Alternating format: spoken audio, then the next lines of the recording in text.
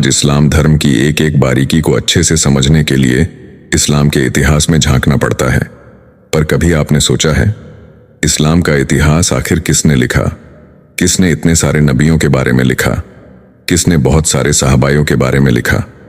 इससे भी बड़ा सवाल ये होना चाहिए कि आखिर इस्लाम के इतिहास के इन किताबों का सोर्स क्या है, यानी कि इन किताबों में जो जानकारियां हैं वो किन किताबों से ली गई होगी, और अगर किसी किताब से इसकी जानकारी मिली तो कहां और किस जगह से मिली।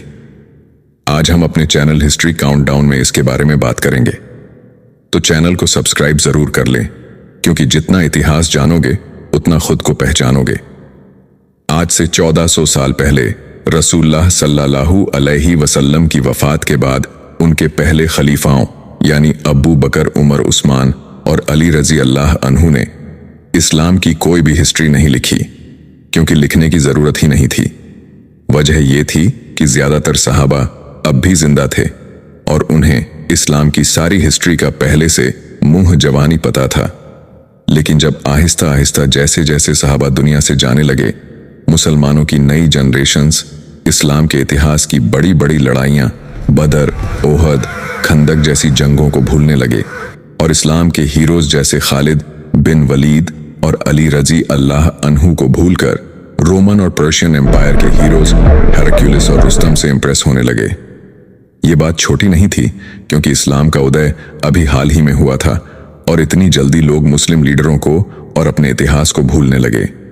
फिर वक्त आया उमर बिन अब्दुल अजीज का। जब वो खलीफा बने तो सबसे पहला काम ये किया कि उस जमाने के एक बहुत बड़े स्कॉलर इब्ने शहाब जौहरी को अपने पास बुलाया और उन्हें हुक्म दिया कि मेरी इस खिलाफत में मुसलमानों को रसूलुल्लाह सल्लल्लाहु अलैहि वसल्लम की जिंदगी के बारे में हर जगह जाकर लेक्चर्स दो।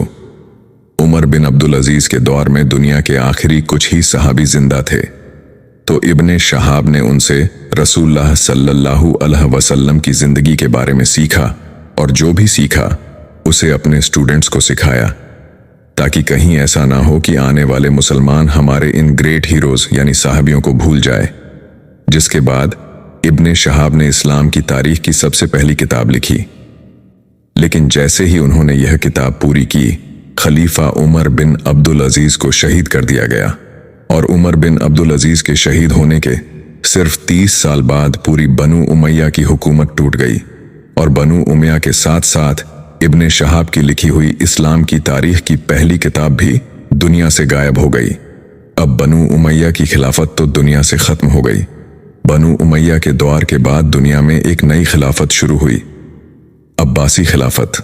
अब्बासी खिलाफत में भी बनु उमैया की तरह बहुत सारी खराबियां थीं, लेकिन उनमें एक बात बहुत अच्छी थी। अब्बासी इल्म और नॉलेज से इतनी मोहब्बत करते थे कि उसे हासिल करने के लिए वो किसी भी हद तक जा सकते थे। आप इस बात से अंदाजा लगा लें कि एक अब्बासी बादशाह ने रोमन एम्पायर से एक बहुत बड़ी जंग सिर्फ अफलातून की एक किताब के बदले में खत्म कर दी थी।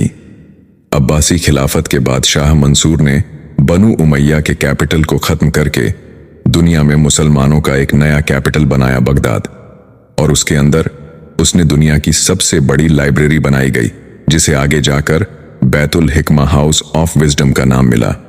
ये दुनिया की पहली रिसर्च लाइब्रेरी मानी जाती है।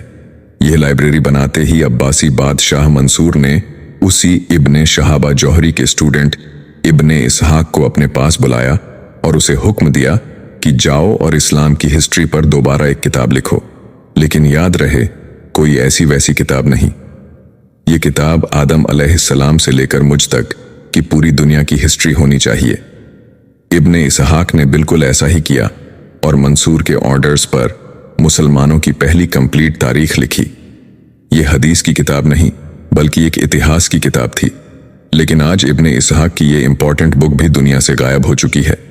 लेकिन अब सवाल ये है कि आखिर क्यों ये सारी किताबें दुनिया से गायब हो रही थीं? जवाब बड़ा आसान है, क्योंकि अब तक मुसलमानों को पेपर की टेक्नोलॉजी का पता नहीं था और ये सारी किताबें पुराने जमाने के एक बहुत ही महंगे मटेरियल पपास पर लिखी जाती थीं, जिसे मुसलमान छोटे छोटे पत्तों को मिलाकर बनाते थे, जो पेपर के मुकाबले में एक बहुत ही मुश्किल काम था।